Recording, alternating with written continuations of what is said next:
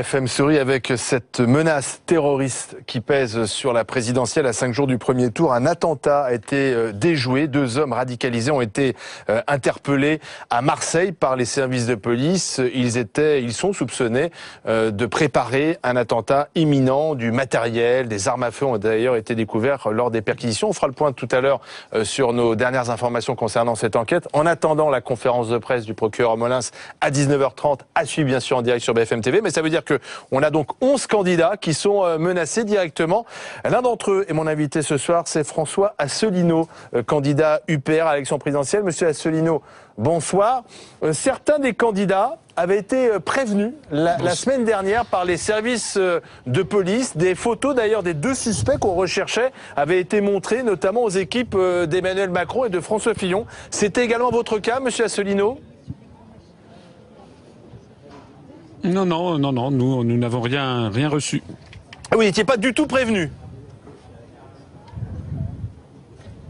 Non, on a découvert par la presse qu'il y avait effectivement des risques d'attentats, mais je crois qu'effectivement, il y a eu une différence qui a été faite entre les candidats, mais ça n'est pas nouveau. De toute façon, dans cette campagne électorale, on voit bien qu'il y a des candidats aristocrates et des candidats qui sont des roturiers. Voilà, on le voit pour les débats, par exemple.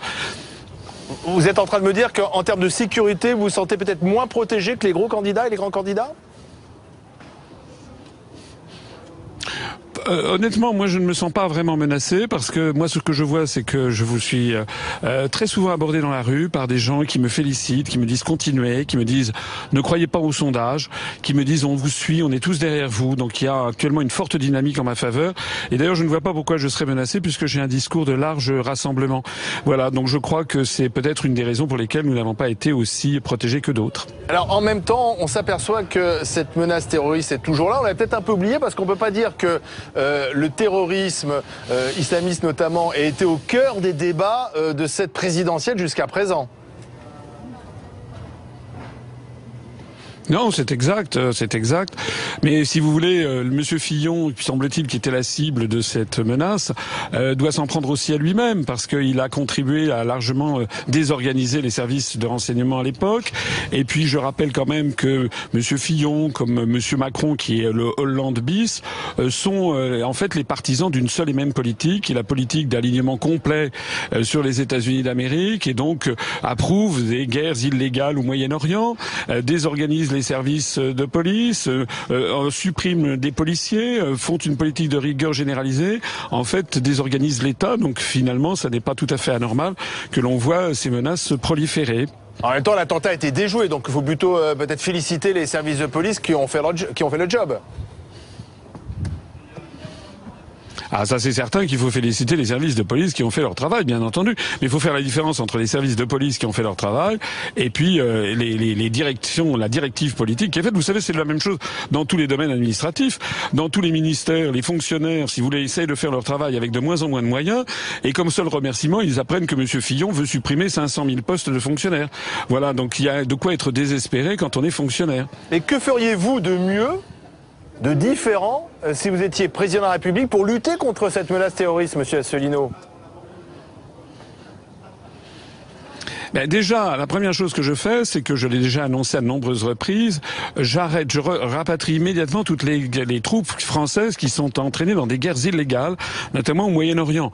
Lorsque la France participe à la destruction de la Libye et participe également à la déstabilisation des régimes au Moyen-Orient, ce que n'avait pas fait Jacques Chirac et Dominique de Villepin, je le rappelais, puisqu'en 2003, ils avaient refusé de s'aligner derrière les États-Unis. Lorsqu'on a une politique de cette nature, il ne faut pas trop s'étonner qu'effectivement, on ait des risques terroristes qui augmente. Par ailleurs, ce que je fais, c'est que je redonne plus de moyens financiers à la police et à la gendarmerie, je rétablis les services de renseignement, et par ailleurs, je fais également une politique, notamment en sortant de l'euro, en créant un nouveau franc, je rétablis une France compétitive, ça fait baisser de 1,5 à 2 millions le nombre de chômeurs de catégorie A. Le cancer de la France, c'est d'abord avant tout la montée constante des inégalités, de la pauvreté et du chômage de masse. Voilà, alors là-dessus prolifère effectivement de la criminalité, et parfois certains fous versent dans la délinquance et le terrorisme. Tout ça, c'est un ensemble, vous savez, comme le poisson pourri par la tête. Il faut d'abord changer la tête, rétablir l'autorité de l'État et avoir un État qui soit digne à son sommet. Ça va changer votre façon de faire d'ici dimanche, votre façon d'aborder la campagne, vos déplacements? Vous allez faire attention? Non, écoutez, moi, ce que je fais pour l'instant, c'est que j'essaie d'expliquer aux Français que la situation est catastrophique et que la pire des choses serait qu'ils se laissent intimider par des sondages bidons et une présélection faite par les grands médias des candidats qui ont mené la France au désastre. Il faut absolument que les Français se ressaisissent, qu'ils mettent de côté les sondages bidons et qu'ils décident de donner un changement radical à l'évolution de la situation.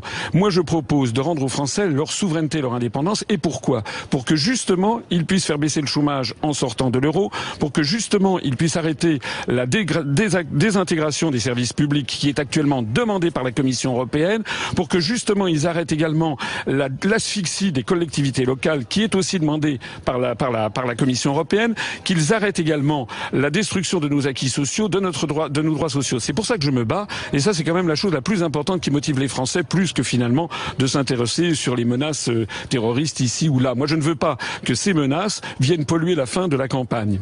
Merci François Asselineau, qui ne veut pas que les menaces terroristes polluent cette campagne et qui nous